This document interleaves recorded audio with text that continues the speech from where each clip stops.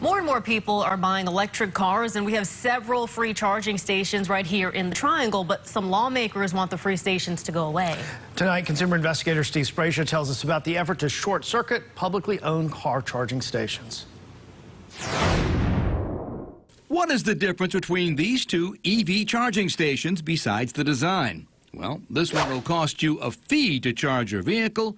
This one is free, with the government picking up the tab. You have to pay for parking, and you have to pay for gasoline. So why should your electric vehicle be charged for free? The idea of free public charging stations bothers some lawmakers. You're giving something for free to somebody at the expense of the taxpayers. So they came up with this bill that would eliminate taxpayer-funded charging stations unless gasoline and diesel fuel are also provided to the public at no charge. I think that's discouraging to EV owners. I think the idea is that you want to promote the benefits of EV, and I think having the free chargers is a really good idea to let people, take advantage of the opportunity of using EVs. Free charging stations abound. For example, the city of Raleigh offers some, one of which was used by Jenny Cabrera. This one's a free one, but when I charge my car where I pay about $1, maybe $2 the most. Now it's off, and I push the button.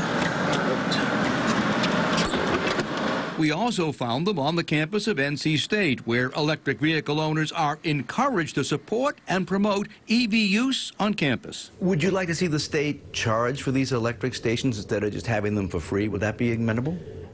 Well, if the state is going to provide them, yes. The bill would also require any business providing free charging stations to paying customers to show on their receipt the percentage of the purchase price that goes toward a free charge. There's also a provision in the bill to give NCDOT $50,000 to remove charging stations like this, which, according to the bill, doesn't comply with the provisions in the Act. That means by providing free gasoline or diesel.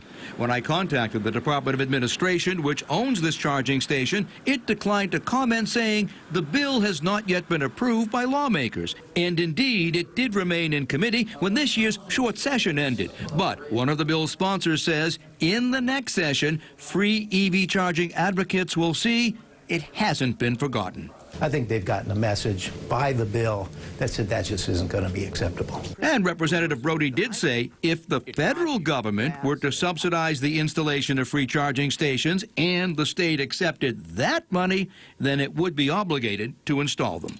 Working for you, I'm consumer investigator Steve Sbraccia.